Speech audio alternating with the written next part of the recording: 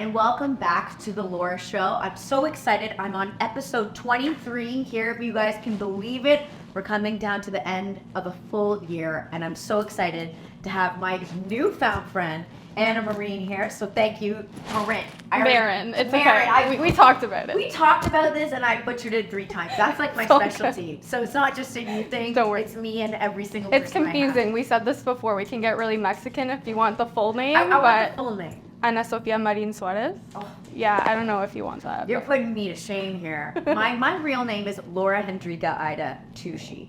Wow. So there's that. What's your background? That Hendrika is Dutch. Okay. That's a Dutch name. Ida is, well, my dad's kind of like a Canadian from the 1700s. Yeah, like all the way back. Yeah, I'm true Cater on that side.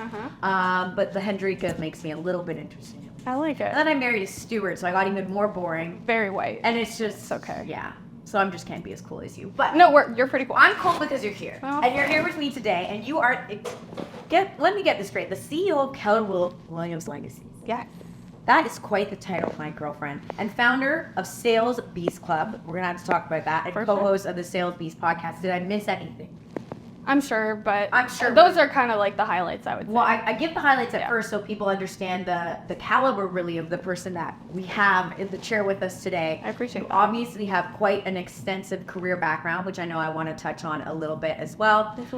And you're doing a lot of great things for the real estate industry, which is an industry that I work in. And so I love when I see a fellow real estate person just crushing it, someone at such a young age like you, doing just great things. So I really appreciate your time. Thank you. I'm really, really blessed to be here and very grateful to have connected with you. So thank you. I feel like now I should be a little bit nervous because you're also a podcast host. So you're like, this isn't how it's supposed to go. What's happening here? She's no. Camera. She's like, did you do the mic check? I'm like, whoa, we got a pro in the house today. But let's get right into it. Sure. I like to kind of go back and kind of hear people's stories, their journeys, to understand how they got to where they are, right? Because success leaves clues.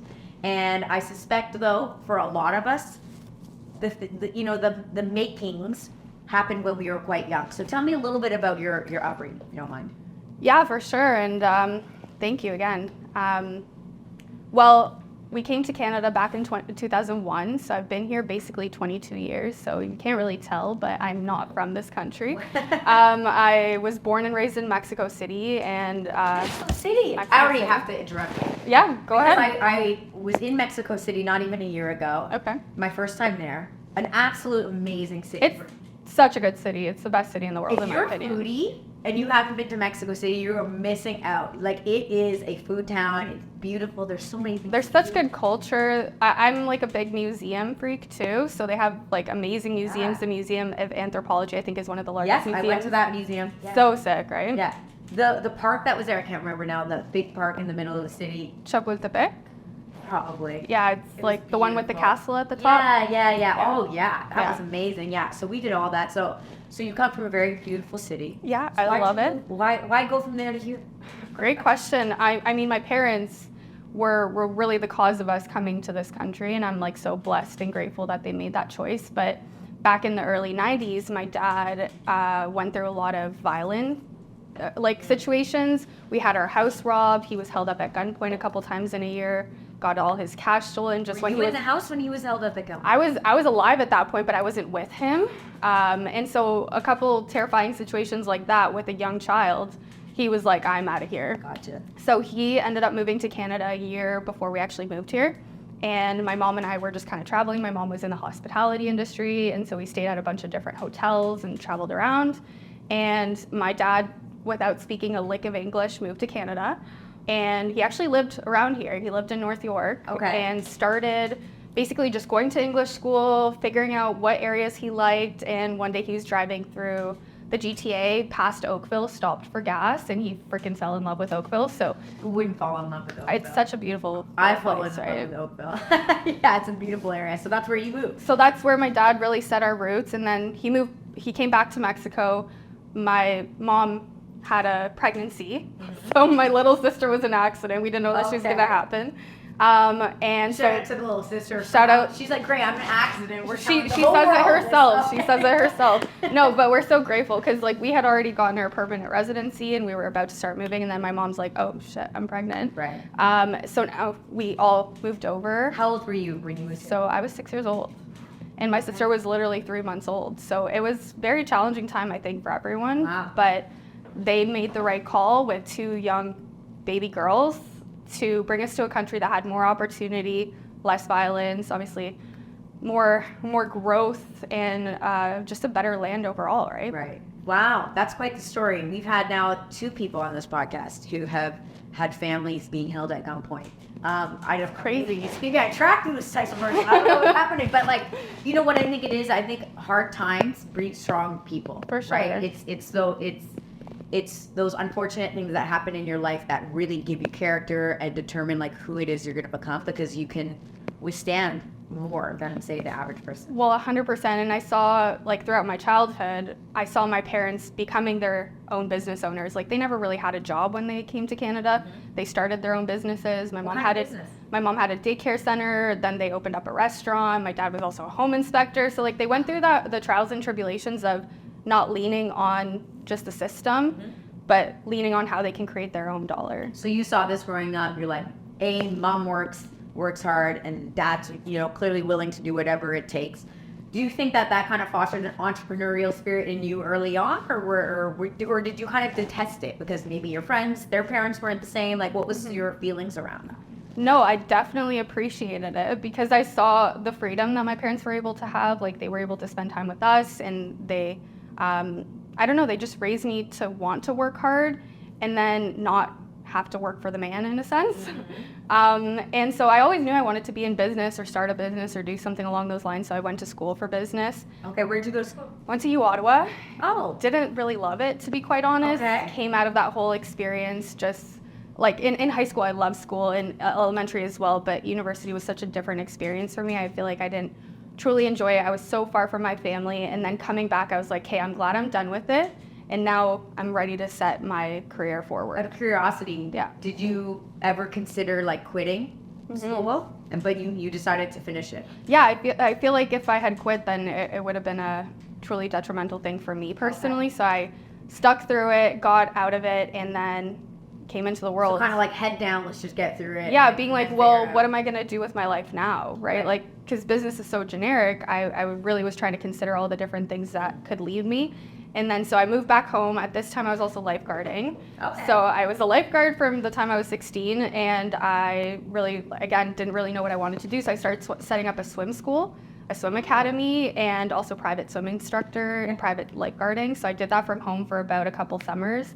And you have a pool? Yeah, I have a pool in my backyard, but I would also teaching. I would also go to people's houses in like Oakville, yes, really rich place. Everyone has a pool, so it. like people would hire me, and I'd just go and lifeguard birthday parties or whatever, and I would just stand there. It was such a good job. My husband was a lifeguard at like a public pool, as a high schooler. I had, like, my dad worked for the Bank of Montreal, and he got me a job when I was 15 years old for the bank, which was like one of their head offices, so just desk work. And so I never had kind of like those quintessential jobs of like working for a retail store, or working in a restaurant, or doing fun things like that. Like I got to see what corporate life was very, very early on, which I actually think that did the opposite for me. It detracted you? It detracted me. Like, I just remember seeing all these wonderful people. Like, I met great people. I'm not saying that they weren't happy, but I just remember being like, is this what life is? You know, like sitting in a cubicle, like waiting for your bonus at the end of the year, that doing you're the 9 to 5, disappointed, doing 9 to 5. And I used to count down the hours. And any corporate job that I ever did, like, I remember, you know, you'd show up, say, for 9 o'clock, and then you think you'd be working like half the day away. Yeah. And then you'd look at the clock, and you're like, it's only 10:15. Like, I'm get me out of here. Like, I lived for Fridays. Sundays were awful. And I just remember thinking that there's no way that's going to be the life that I can live. Now, that's not to say that people don't love and thrive in those things. 100%. It just wasn't for me. No, I have friends, like, they thrive on the 9 to 5. They love the consistency. They don't necessarily strive for for more, like not in a bad way. It's just like they want that comfortability. Yeah. They've seen how their parents went through They're it, more and they is just the, want like, that. I have balance. Exactly. I know exactly when I leave. I'm at home. I get to pick my kid up from school, whatever it is, right? So they're more just might not come from either, say, maybe like a title or amount of income, or saying like I grew and built something. It's like the consistency Yeah. and the stability, and I think that just comes from like wanting that security that they probably had Yeah. in their childhood. And some right? days, like, I think we all go through that, right? Yeah. There's different areas, times in our lives, right, where when people do have families, like maybe that's when you do want more consistency. For sure. Maybe when you're younger, you're like, screw it, I don't need it. I live at home with my parents, and they're paying the True. bills, and that makes life a little bit Yeah. easier. Okay, so lifeguarding, we're doing all these things. Yeah. Then what happens? So then I was like, maybe I should get a big girl job now. What is a big girl job? Like not lifeguarding and Like- swim like- instructing. Like, I mean, that could have been Like a 9 to career. 5? Yeah, I was like, maybe I should get a 9 to 5. Like, everyone's doing it. Everyone like got out of university, and like my fiance at the time, he was working for a big bank. So he was working with Scotiabank at first, and then worked with an insurance company. So like he had his like big boy job. So I was like, okay, all right, I got to do this thing. Sucks. Hey, that's what I mean in life where you're like, I guess I gotta I adult guess I now. gotta figure it out, right? Ugh. So I just ended up applying to a bunch of jobs. My parents actually sold their home in Oakville at that time, and then we moved to Grimsby. So I was in a new town in Niagara, a beautiful little place. And so I was like, hey, I'll just apply to jobs. And I ended up getting a job as an assistant with a realtor.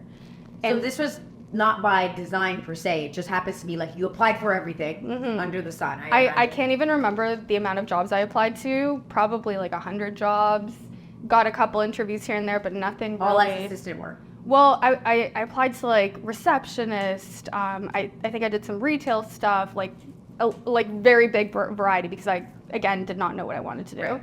And I remember I went for that interview, and great interview questions. They had a whole process of hiring, and she had asked me, well, like, how long do you see yourself working with us? And I said, I don't know, maybe a year or two. Like, I feel like I might want to go back to school. I'm still really figuring things out.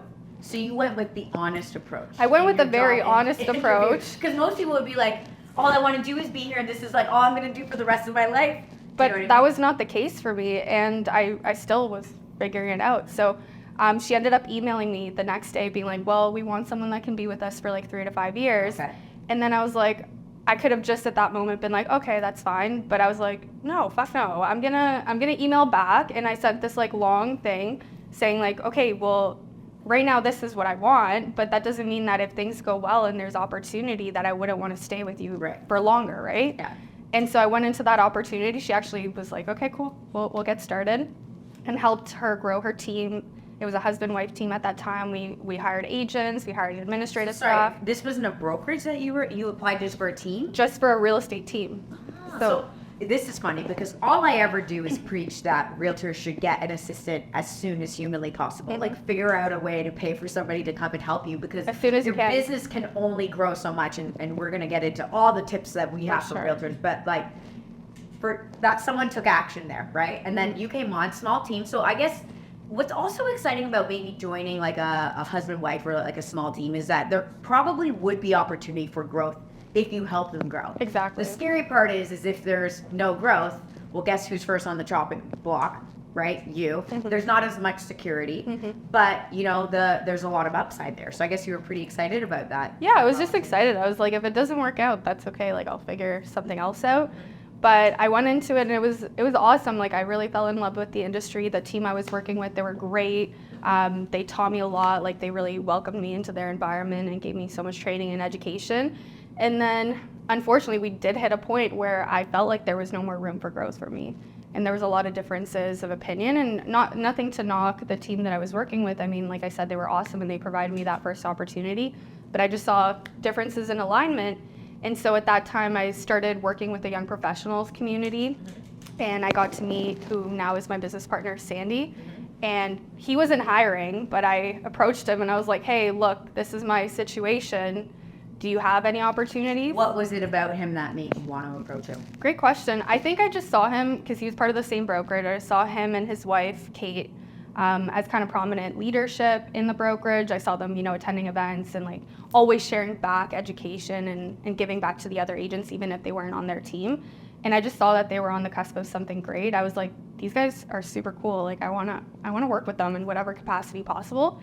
And so we started working in the young professionals community together. But then when I approached him for that opportunity, he was like, well, we're not hiring, but come in for an interview and let's see what we can do. So we sat. I always find interesting, right? Like about entrepreneurs, it's taking these little opportunities, times to say like, yeah, someone approached me and I appreciate that in this person. I have no role for them. But let me just Let's see if we can create it. Like, I actually feel like some of our greatest hires on either my real estate team or the training team for realtors is when people have just come up to me and they're like, I don't even know what I can do or what you have, but like, can I just be in the office and show away? Because that's how I really started. Like, anytime I've got my foot in any door that's allowed me to grow has been through me just like kind of inserting like, let me in. Yeah. But then like, and people saying, well, we don't really have a place for you, but you kind of create your own destiny that way, right? That's the thing, like you create the value, you create the opportunity for yourself, and I think that's way much more empowering for a person than just to be given a role or to be hired for a role. Right, like directly. you created your own role. Yeah. Out of curiosity, because I didn't touch on this when I kind of glazed over. I got too excited about Mexico City and tacos and the street meat. Tell me a little bit about, because you're, if you don't mind me, you're under 30, right? Yeah, almost 30. Almost We'll say 30. almost 30. Okay, I was like, did the math kind of quick in my head. You're a very confident young woman. Thank you. Was it always that way? Like when you first came to Canada, you're 6 years old, you don't know anybody. Yeah. I'm sure at that time you didn't speak English either. No, I did not. I knew like 5 words, and so it was from like a what? song. Your parents plop you into school, and you're showing up at school and not being able to speak any English? Like, Literally traumatizing. I'm not even gonna lie to you. Grade 1 dropped me off her first day, and I remember, like, I have vivid memories of almost like watching myself kicking and screaming at the principal because my mom was leaving, and I was like being left alone with people that I didn't know, couldn't speak the language, and obviously so confusing and terrifying for a 6-year-old. But looking back, like, a 6-year-old's brain is amazing. Like, I actually learned English so quickly. I had an ESL instructor, and so I think probably within 6 months to a year, like, I was speaking pretty fluently. It's not like now. Like Exactly. 6 months, it would take me a lot longer than 6 months. 100%. So yeah, I think it was scary, but it also allowed me to like go through a lot of pain that changed me into who I am. And I would say through elementary school, I was very shy, like still kind of navigating myself. And really throughout high school is where I found my voice and, you know, started getting involved in different things. And I think in real estate is where I found my true voice, because I realized that kind of like the opportunities we were talking about, I could create who I wanted to be. Even if I wasn't that person today, I could start building that. And you probably experience this too. I feel like a lot of people tend to experience this in real estate, but I faced a lot of imposter syndrome. Like, I would get into roles that I create for myself and then be like, well, did I earn this? Or like, am I good enough for this? Does this even make sense? Imposter syndrome's come up on this show quite often. Really? Okay. I don't think it's like a exclusive to women thing, but I think we might just be better at recognizing it and admitting to it, and admitting it. And I also think like it maybe lands a little differently. Out of curiosity, like growing up in Oakville, I'm sure it's changed a little bit over time, but my perception of Oakville, certainly in the early 2000s, would have been a predominantly white area. Did you feel like out of place then? Were you teased? I hope you weren't, but I ask these things because, again, I think it tells a story. Tells a story for sure. I would say, like, looking back, there were definitely moments where younger children don't understand. So, like, I remember probably within grade 2 or 3, like, someone asked me, like, where I was from, and I said Mexico, and they're like, oh, are you poor? And that always stuck with me, and I was like, well, I didn't know how to respond to that. Like, how do you determine whether you're poor or not at that age? But that was, like, a negative moment, I would say, that was created because of someone's perception. Yeah. But overall, I don't think I felt out of place because I started there so young. I learned the language fairly quickly, and I made friends. Like, we were welcomed into the neighborhood. Everyone that we met was super inviting. Like, Oakville's pretty nice town, I would say. But I would say there was not a lot of diversity. Like, it was really when I started getting into grade 3, 4, where there was actually a lot of immigration that was coming into my school. So that kind of helped probably because it wasn't, you standing out. Yes. Right? Like, there was actually, during that time, it was like the Iraq War. So there was actually a lot of Iraqi families coming to Oakville and living there. And so there was a lot of diversity happening through that. There was a lot of Latinos also that came into my school, but that was like in the later years. I think when I first started, it was very much like me and maybe one other individual that were not Canada born. Right. Yeah. Yeah, it's funny. I grew up in Brampton, and I would say, obviously, when I was younger, it was predominantly white people in my school. So but then as I got into high school, it almost like flipped, right? So you got to see what being on the other side also is like, and you meet a lot of interesting people that way. You hear a lot of stories. Oh, yeah. It gives you a little bit more empathy, I think, for people, like where they come from. The story does matter. It does. You know what I mean? Like we try to like make things so black and white all the time, but how someone got to where they are is very, very important. And their upbringing, and that's why I always start these interviews with like, tell me about you. And I hate to bring it back, like for some people, it's like you're bringing me back 60 years, but it's important because it's how we get to where we are. Okay, so there's patterns, right? There's patterns, and so even like talking now, I'm like realizing, wow, there's so many things that led up to even this moment today. So it's kind of crazy. This is funny because speaking of high school, I didn't even start off the podcast with this, and I was going to. I got very distracted today. I was running a little behind. I was a little frazzled when I got here today. But we have a funny little connection. So you and I met, what is it, 3 months ago now, maybe? Yeah, maybe less. Yeah. 2 months ago now. In person at a real estate event that one of your agents was hosting. Yes. If I'm not correct. Well, if I'm correct. And you came up to me and you're like, "Hi, I just wanted to introduce myself." And you said, "I know one of your friends from high school, Jessica." I think, is that how you probably were? Something along those Something lines. along those lines. And I'm like, "Jessica, you're a Jessica friend." I'm like, oh my gosh, like you are bringing me back to high school. Is a long time away now for me. And Jessica was this amazing person that I went to high school with. We were in the same friend group. We had many hobbies together. So hi, Jessica. Shout out Jessica. Shout out to Jessica because it's been a long time since I've seen her. We like, I see her on Instagram and things like that. But like anything, that's the way we've connected. So that was such a funny, and you're connected to her because you're married to her brother. Well, almost married, engaged. Engaged. Yeah. So there we go. Yeah, that Jess is Evan's sister. So yeah.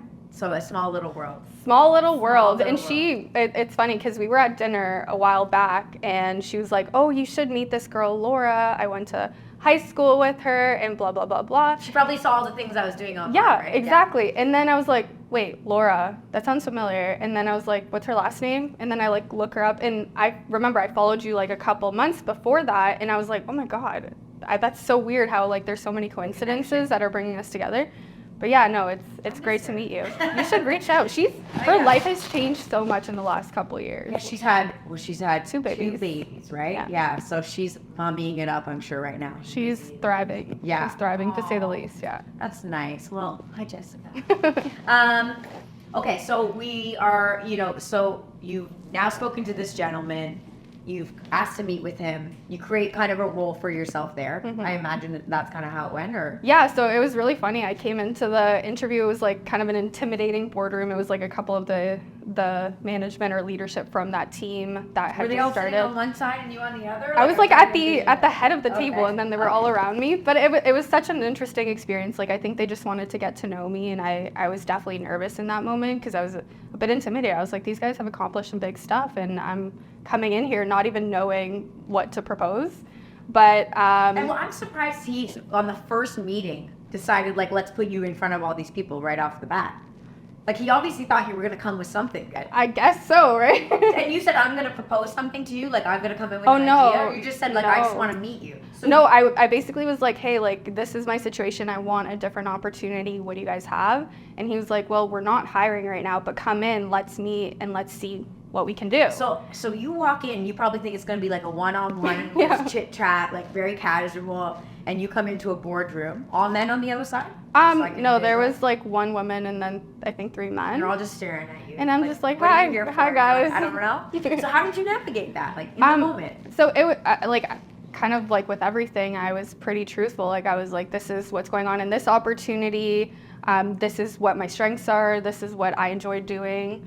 Not sure what kind of opportunity there is. And up until that point, I had been working with that other team for about 1.5 years, and it was mainly like operations administrative based, so not really like sales oriented. I had started doing my real estate courses, so I was like, well, I want to be an agent eventually. And so they were like, well, why don't we put you into like an inside sales position? Sorry, what made you want to be an agent at that time? Because I felt you had seen the other agents. Yeah. Was it the money? Was it the lifestyle? Was it the nature of the work? What was it that kind of attracted you to it? honestly, I think the whole opportunity related back to the first person that we met in Canada, which was a realtor. Okay. And she's the one that helped us get into our first property in Canada. And just like learning that process, obviously I was fairly young, but just the fact that created an opportunity for my family to build wealth in another country, that's what impacted me. Yeah, I can see that. Like, that has such a lasting effect on you, right? Yeah. The first person that's really helping you, and you seeing like what life could be like while with your hair, like that imprints in your mind. Exactly. Obviously, the financial benefits are great. I just think that there's so much opportunity in this industry, and I had just begun to open the door to that. So yeah, I got into this role as an inside sales associate. So for those that don't know, it's basically just cold calling or lead generating all day long to book appointments for a realtor. And had you done really any type of cold calling? No, never lead generated, never prospected. I did like some client care calls and that sort of stuff, but that's about it. Were you scared shitless? Oh yeah. Yeah. I was scared shitless, and I got told to F off and all the names under the sun many times, but thick skin. 100%. Like that I think I went into that opportunity scared shitless, like you said, but being okay with just saying yes to everything. And so I was like, well, they want me to cold call. Okay, I'll say yes. They want me to learn this script. Okay, I'm going to say yes. They want me to do this. You yes. just had an attitude of I'm willing to do everything. Yes. It didn't really matter if you liked it or not. You were just like, I'm Exactly. going to be a team player and we're going to figure this out. Yeah, and I think a lot of people tend to go into something and they're like, oh, I'm not going to like that. But how do you actually know unless you give it your all and go 100%? So that's the mentality I had. I was like, okay, I'm going to go 100%. And if anything, I'm going to fucking kill it in this role, and they're going to be so proud, and I'm going to get more opportunity. And if I absolutely hate it, at least I tried and I gave it my all, right? And did you take a cold calling out of curiosity? I loved it, actually. Oh, really? Oh, I ended up God. really liking it, and I was really good at it and like booking appointments. I was like, okay, I'm falling into this natural rhythm. And What's the biggest lesson you learned from that? Because we talk to agents about, I certainly tell agents to call their warm database, not even to like call a cold database or cold numbers. But a lot of people can't even do it with the people who know them, let alone like strangers. Although sometimes people think the strangers is easier because it doesn't cut as deep when someone does deny you. But what do you think is the biggest lesson there for people? Like when you're picking up the phone and like someone tells you to fuck off, like, and then you put the phone down and you do it again. Like what's the mentality that is required to succeed? I think there's two aspects to that. Is like make it fun. Like make fun of your goals. Make it fun for yourself. So gamify it. Like how many fuck offs can you get? And then you'll go treat yourself to something. Of the fuck off board. Exactly. And then second thing is, well, just do it, because the opportunity of you just doing it versus the lack of opportunity that you don't do it is there's a huge gap there. And so we got down to the point where we were calculating for every phone call how many dollars would be coming in, even if they said yes or no. See dollar signs, just pick it up. Yeah, Pick it even up. if you said yes or no, because You have to get a certain number of calls. Like let's say it's like a 20-to-1 ratio between booking an appointment, for example. I'm not sure what it is, but like so when you're at 19, you've got 19 no's. Now you're like the next one. It's gonna be a yes. 100%. So I think that's a mentality that you have to look at, and it's not about just the dollars. I think it's about the opportunity of helping people, right? You know the value and service that you can provide as an individual. You don't know the next realtor out there. So would you rather you serve that next person, or would you rather someone else? That's what people are lacking, though. Like they're not believing truly in the value that they bring. I think like, so. I think some people believe the rhetoric out there that everyone's better than them, kind that of thing. everyone's better than them, and realtors are awful, and all we do is chase checks. And like, you start to believe that when you hear anything enough. Like, you know, when we're kids and you hear some people tell you you're ugly enough, start to believe you're ugly. Like whatever it is, it's kind of like that. I think mentality, real estate. Because I talk to people and I'm like, you know, you're providing a great service to people. You know, you're helping families move to this country and find a home that they're going to build memories and they're going to feel safe in that home. Like, that shit matters. I think people lose touch with it a little bit because we just get told a lot that we're kind of like, only chase the checks and stuff like that. You know, like they say a lot about like the car salesman and greasy car salesman, and then the next greasy salesman is the realtor, which is so unfortunate because we need to be able to change the perspective and the landscape of that. Like we do a great service. We do something for the average consumer that they have to do in their lifetime or that they get to do in their lifetime. And yeah, I think people just need to understand their value and be able to vocalize it for themselves, not for anybody else. Love that, because that is a hard thing. Okay, so we're making the cold calls, we're doing everything that we can, we're putting our hand up, we're saying yes to everything. When does it kind of switch from being for you, and maybe there's steps, I'm not sure, switch from you being kind of like the assistant, or sorry, the inside salesperson, to like, let's partner together? How did that shift? Well, so I was working on the team, building out the inside sales department, and then I actually started hiring ISAs to work with me. So then I kind of took lead of that department in partnership with another girl, Kristen, who ended up becoming our client care lead. And so we kind of split the role, and then I hired several ISAs to work with alongside me and train them on the scripts, and the reason I was getting kind of the success from that. And then being able to essentially pass the baton, so creating the model and then passing the model off to somebody else. And So you're a systems person, like always document. been. Yeah, I Always was. been. We call me the systems queen. Yeah. In my company, because I think that was the real value that I brought to the two business partners that I started working with, was seeing like, you guys are great salespeople. They loved the nose too. They loved making cold calls. I didn't have that skill by any means, but I definitely could see like, hey, let's make this operate more like a business. Let's have some manuals in place. Let's do some things more in assembly line. And I think that was actually why a lot of doors opened for me. It wasn't anything special. Like, I think sometimes people think like, oh, you become the VP of a company, or you become a partner or a CEO through some like miraculous thing that you've done because you're like beyond talented in some really unique way. It's like, no, I just kind of like I created opportunities for people, and when you create opportunities for other people, they see it. It's not like I got paid to do it first, and then I was like, hey, now I'll be a team player. It's like I did it first, and then you got the opportunity. Yeah, 100%. Right? Yeah, I think it was the same thing. It was like I wasn't making amazing money when I first started as the ISA, but I saw the opportunity to build and then create, you know, an ecosystem that could feed the team more opportunities than what they were creating, because the agents had their own expectations of what they had to do, but if we had something that supplemented, then obviously the opportunity was bigger for everyone. So what was the timeline between you joining the team and between you like leading the department? 6 months, a year, 5 years? I would say probably about 6 months. Okay. So when I first started, it was me and Kristen, and then Kristen ended up taking the client care role because we had to fill a gap there, and then I started really building out the ISA and then working with the rest of the operations. This team was like aggressive in terms of like wanting to grow. Oh, 100%. Like the team was only about a year old when I first joined. So at that time, you can see like we were hiring a lot of people, but the systems were not keeping up. So I think the value of what I brought from having been on a team and being administrative and operations heavy, and now going into a sales role and being able to help and coach some of the other people in the operations was really strong. And then from there, kept leading the ISA, got more involved in the operations, got my license, so I started trading. But my passion really was in the business building side and the documenting and the systems. You were helping other people buy homes. You're like, I'd rather be on like in the office, creating the systems, creating the ecosystem. And supporting the agents on the team and supporting, you know, the operations as well. So I got into an operations position. So I got the director of ops role, shared with somebody else while also leading ISA. That's a big role. It was fun. It was really Is that where you had some imposter syndrome too, or each step along the way? I think I've always had imposter syndrome. You know, like, if you don't have a little bit of imposter syndrome, it's almost like you're not pushing yourself. Yeah.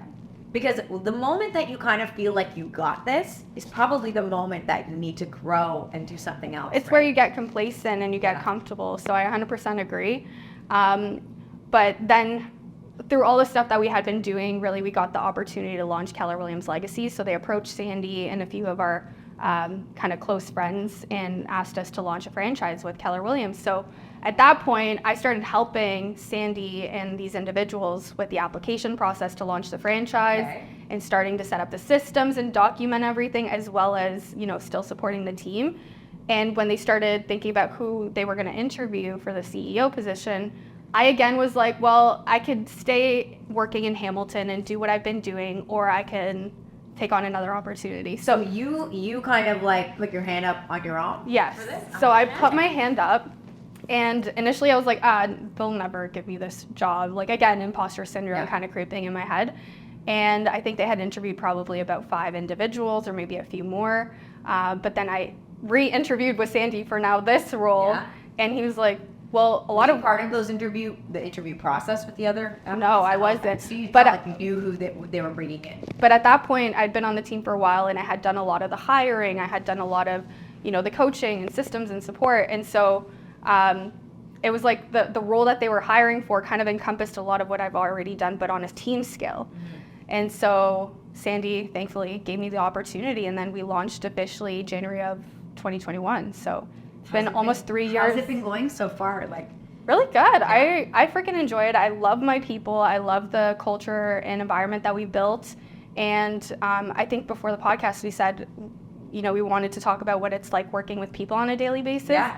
And it's freaking challenging, but Sure it's is. so much fun. So how many people are you managing? So direct managing, we have, I think we have 5 employees now that work in Canada. Okay. And then we have 3 virtual assistants. Yeah. And then we have about 150 agents now that we're partnered with.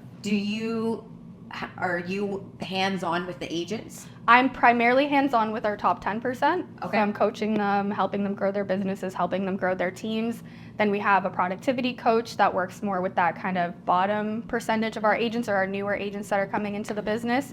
And then that chunky middle, we have my head of talent acquisition and our head of partner experience that really work with those agents.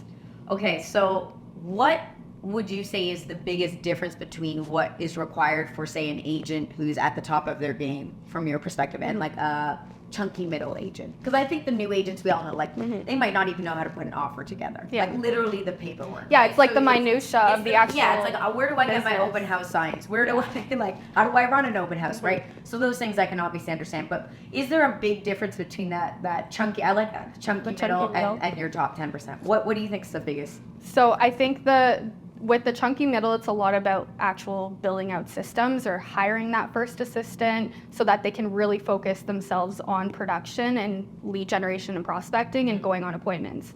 And if they're not doing that, they're going to stay in that chunky middle forever. So they need to start leveraging, whether it be through tools, people, or systems, as soon as they can to get to kind of that top 10% level.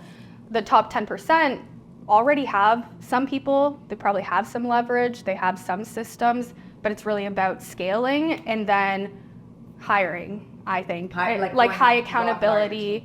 And a lot of what I work with our top 10% on is mindset, because they struggle with a lot of imposter syndrome as well. So I have to challenge them to think bigger than themselves, because if they want to create an ecosystem that is bigger, they have to think bigger, and then they have to be able to create an opportunity that's bigger than anyone that would join their business. And I don't know if you've read The 5 Levels of Leadership by John Maxwell. I will put it on my list. It's such a good book. We're rereading it again right now, but it's really truly what someone has to go through as a leader. Like if you get stuck, which I'm going to butcher all of the levels, but there's 5 levels. And basically if you only get to level 3 leadership, then your businesses and the people around you are only going to get to a level 2. So you constantly have to push yourself to increase the levels of your own leadership so that when you do start hiring people or bringing them into your ecosystem, you can create an opportunity where they can create their own opportunity within that. That makes a lot of sense. It's funny. Oftentimes we'll have agents come and say, oh, you guys are so lucky. You have a team, right? You have people who can do these things for you, which is true. Like, it's amazing having people who are building something with you and doing stuff with you and working with and collaborating with people. At the same time, when you lead people, there's an expectation of you that isn't expected from everybody else. And you're just looking at yourself like a normal human. Like you're like, I'm just a regular person. But now everyone's looking at me like I have to work harder, be smarter, make better decisions. And you're like, I'm just out here trying my best. Do you feel it's a bit of a lonely place kind of being where you are at the top, because everyone's kind of either blaming you or looking at you like you have a silver spoon and something that they don't have? Do you feel that at all? I don't. And I think when people say like it's lonely at the top, they just haven't built the right team around them. But I feel super blessed because I have such a good team, and like everyone around me is constantly looking to improve themselves, because they know that the faster that we can grow as a leadership team, the faster everybody around us can also grow.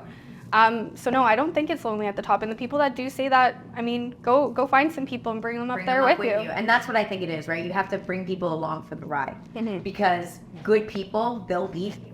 right? So you have to get flexible. You can't keep things stagnant all the time. You got to pivot and you got to figure out what makes people tick. Well, people don't leave businesses or opportunities, they leave other people. Yeah. So whenever, someone I know goes through an opportunity or like they have someone leave their business or quit or whatever, I'm like, well, instead of thinking what they did wrong, what could you have done differently?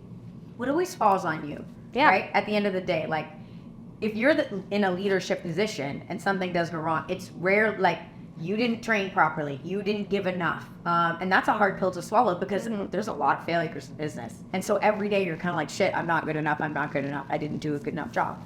But at the same time, don't beat yourself up for it, but it's how can we learn? How can we grow? Do you spend a lot of time, like, so that 5 people staff, do you spend a lot of one-on-one time with them? To like know what makes them tick kind of and to reverse engineer what they're looking for? 100%. Like I think there's really 3 things that you got to know about your people. Number 1 is like 3 non-business things that are important to them, what they value and what they want to achieve. And so I do a lot of upfront before I hire that person to understand those things. But then every quarter we review what is important to them or what they want to achieve. And then every single week I do one-on-ones with them. So I'm not spending every single day or every waking minute in front of them, but I don't know if you know Slack. Yeah. So we use Slack internally for our communication, so we're constantly talking. We have different channels to stay updated, and really it allows us to operate at a super efficient level. And really it's only our one-on-ones, which we have every Friday, and then we have every morning about 15 minutes to do kind of like an update on different aspects of our business. So for example, Tuesday, we talk about our gross. On Wednesday, we talk about our profit. Thursday, we talk about our net. And then Friday, we talk about value. So value is more what can we be doing differently or what can we innovate to make sure we're giving more value back to our business. Touch point. That's amazing. It's good. Really incredible. Like I'm going to have to take some notes from this. I'll give you the agenda for sure. Where did you kind of come up with this structure? Like, is it through trial and error you saw what worked? Was this from a book as well? Like, I need to know 3 things about my people outside. I need to be meeting with them every single day, even for 15 minutes. Or was that just like, did you make that up as you went along? Well, no, definitely got inspiration. I listen to a lot of books, I read a lot, and try to study people that are successful out there. So I think the morning meetings came more from like the Keller Williams world. I learned that from another team leader that was also implementing it. And I think the impact that it's had, we've been doing this for about 5 months now consistently. Yeah. We only before had a Monday meeting. And then we had a Friday kind of like week wrap up, and it was good, but I found like there was such a big gap between Monday and Friday, and so many things happened. Right. And now that we've implemented those 15-minute touch points in the morning, not only does it let us like kind of set the tone for the day, but it also helps us help our leadership team understand how the business is run. So now if I step out or I'm on vacation for whatever, a month, then they know exactly what to focus on. They know what's happening in the business, and they can report to it and talk about it every single day. Right, so everyone's kind of always kept in touch. That's interesting, and I like that it's 15 minutes. Like, it's not half an hour, it's not 5 minutes. Like, it's so specific. Because a lot of times, we think we need an hour for, like, appointments will go on my calendar, and they're automatically like an hour. Yeah. I'm like, does that really need to be an hour? Can we make that 15 minutes or 30 minutes? Because if you make it an hour, you're going to fill the hour. Oh, 100%. But if you make it 15 minutes, you'll keep it to 15 minutes. Well, yeah, time fills to the spot allowed, right? So if you do give yourself an hour, you're going to probably go to the last second. But if you're like, okay, we got 15 minutes crunch time, let's get out whatever we need to, it's a lot more efficient. And honestly, I think this year has been my motto. Like, if it can't be let me get my wording.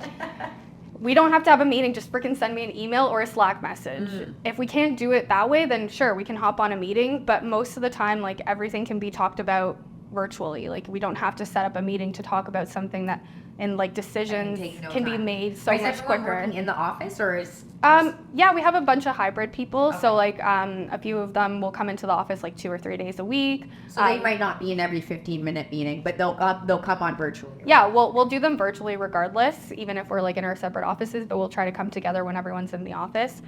But yeah, I think it's like my motto, like I said, this year has just been like, let's be very purposeful with our time. So we don't need to be spending time on an hour meeting trying to make a decision. Like, I want to empower you, just make a freaking decision and then come tell me what decision you made. Like I suffer from decision fatigue at times, right? Because there's so many decisions all the time. And like, that's I our get job. My husband's like, what do you want for dinner? I'm like, Just freaking Put decide. something Yeah. on the table. Like I can't be bothered because it's people might not understand. Like when you're not in a place to have to make a lot of decisions, you want to make decisions because you think you make them better, and I totally get that as well. But then on the flip side, when you're always making decisions, it's kind of like you also don't know. Like you half the time, everything's, especially with small businesses, like there's not like that There's not a many guidebook. people. There's no guidebook, so you're kind of like, my gut says this, but like I don't know if my gut's right. It's true. And oftentimes it's not right. You know what I Yeah, mean? and honestly, I've also begun to realize like it doesn't matter if you made the wrong decision, at least you made a decision. So like if you fucked up, it's fine. Just come back and we'll figure it Not out. usually that big. It's really not. Right. And sometimes it's the best learning lesson because you did mess up and you're like, okay, I'll never actually do that again. Yeah. Or it went perfectly or it went great. Yeah. And now you can just And now move they can forward. also start to see things from a different perspective, like how that one decision might impact other areas of the business that they might not have seen before, right? I want to talk a little bit about content. Obviously, I'm sitting here, we're on a podcast. on a podcast. It's funny because you mentioned you were like, it's like your card is kind of like the Oprah show, and I laugh because you know, that's a little bit of that, like, just believe in yourself, you know, like, and people will come. I think talking about mentality, you just need, or mindset, you need to have this like, why not me? I think when you're growing a business and you're leading people, like, why can't it be you? So why can't someone at your age be the one that's leading all these people, even without necessarily like a whole lot of real estate experience, like on the streets, doing all the showings and open houses? Like, it doesn't sound like you did that for that long, but you're like, I just have a belief in myself. I'm gonna keep learning, have a curiosity, and let me see where that goes. And I think that's obviously served you well. At some point, you decided, I need to also start creating some content. Yeah. Tell me about that journey into content creation. Well, I think me calling someone and asking them to come in for a meeting versus me actually putting myself out into the world, the second one is going to be way more impactful because then other people can get to know me without having to spend my time doing that. And so trying to put content out there was really just for the purpose of really getting uncomfortable because I freaking hated being on video. I mean, I started a podcast just like yourself about 3 years ago, and when we first started, I hated it. I dreaded going to go in for a filming. I did not want to do it. What was the dread from? Like, you just were nervous people were going to talk to you? I Yeah, guess? I think so. I don't really know what it related back to if I had to think about it, but I think I was just like nervous, like, again, that imposter syndrome kept creeping back in, like, why would somebody listen to my podcast? Like, but then I'm not good enough, or I don't have enough smart things to say. yeah, but honestly, that whole opportunity of doing content has changed my life because now I feel comfortable speaking with anyone. I'm able to network a lot more comfortably, and I think all of the things that you learn from doing a podcast or creating content apply to so many different aspects of your life because interview skills are completely underrated. Like, they can serve you in so many different aspects, from being able to conversate to being able to ask the tough questions when you need to, whether it be with a team member or someone random.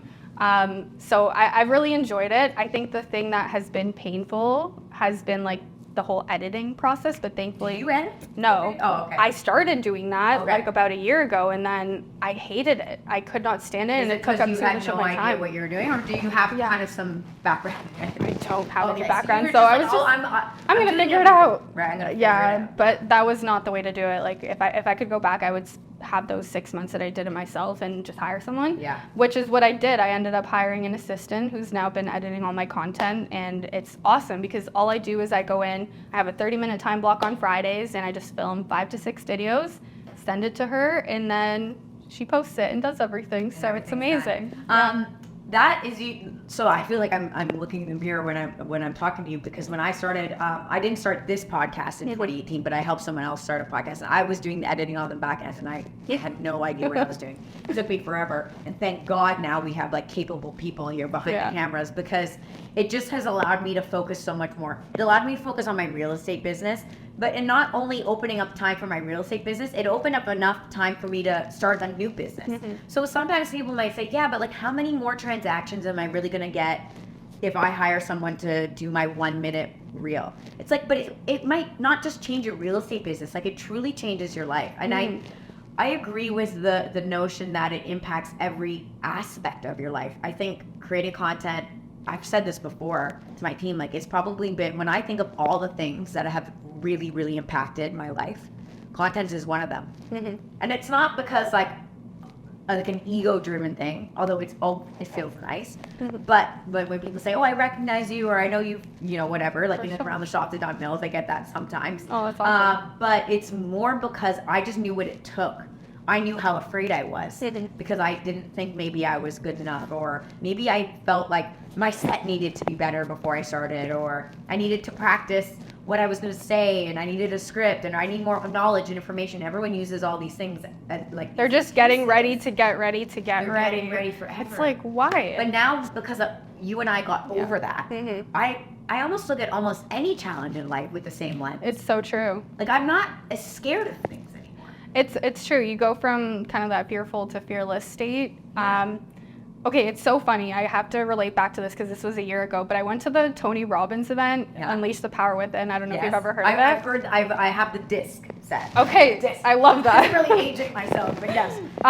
So I kind of went into it, like there's some people in my circle that are very big like Tony Robbins fans, and I was kind of like, oh, it's kind of like, woo, whatever. Yeah. I didn't know what to expect, but I went into it, and I think that was actually like a very big catalyst for a lot of those going from fearful to fearless stage in my life. And the thing that they do is they actually make you walk on fire. Yes, I heard this. And so like leading up to it, you're so anxious and so scared, and you're like, oh my God, I'm gonna burn my feet, whatever, like all these thoughts are racing through your head, but then you do it and you're like, oh, that was it? Like, that was so freaking easy. I didn't die, nothing Exactly, happened. literally nothing happened. And so now when I feel that moment of like anxiousness in my stomach because I have to do something that I haven't done before, or I'm scared to do it, I'm like, oh, when I get through this, I'm gonna have that moment of relief again. Like, oh, okay, it wasn't that bad. We misdiagnose that feeling sometimes. We do. Right, because that feeling, I worked with a special needs girl for 3 years when I was getting my MBA. I was doing that during the day and going to school at night. And she used to always say, like, I'm scared, all the time. Like, I'd say, would you like to go to the movies today? She'd be like, yes, like, super pumped. And then on our way to the movies, she kept saying, I'm scared. And I'd be like, it's okay. Like, you were excited before. I don't understand now. And it was always for these things that she was always really looking forward to. And I think I started to realize she was excited. She was anticipating. Okay. It wasn't really a true fear so much as it was like butterflies. But butterflies are not always bad. Yeah, right? exactly. Like, I remember, like, as an athlete, I used to ski. So you're standing in a ski race. So I used to stand in the hut, right? You're watching the other person go before you. Maybe they fell, and you're like, okay. You don't want that to I don't happen. want that to happen to me. Then they carry on, and you're kind of standing there, and then the guy beside you says, racer ready, 3, 2, 1. And that whole moment, you're kind of by yourself, you're enclosed, you can't really see anybody, and you're sitting there with your thoughts, right? And I remember always being like, really like this is such an intense feeling. But it was like, I'm looking forward to it, because I know, like, I'm in my head, I'm gonna crush it. But like, It'd be like 30 seconds of like crazy fear. And so I feel like a lot of sometimes it's just us misdiagnosing it. It's not actually fear. Maybe. I agree with you. No psychologist has told me that. Tony Robbins didn't say that, but Laura Stewart said Laura Stewart saying right that. here. And so maybe that's part of it, right? Like, Yeah. it's our relationship to fear. Fear doesn't always have to be something. Yeah, We don't I think- always have to label it as bad and then try to avoid. For sure. It's just maybe self-awareness too, is like really understanding how those feelings correlate to how you show up as well.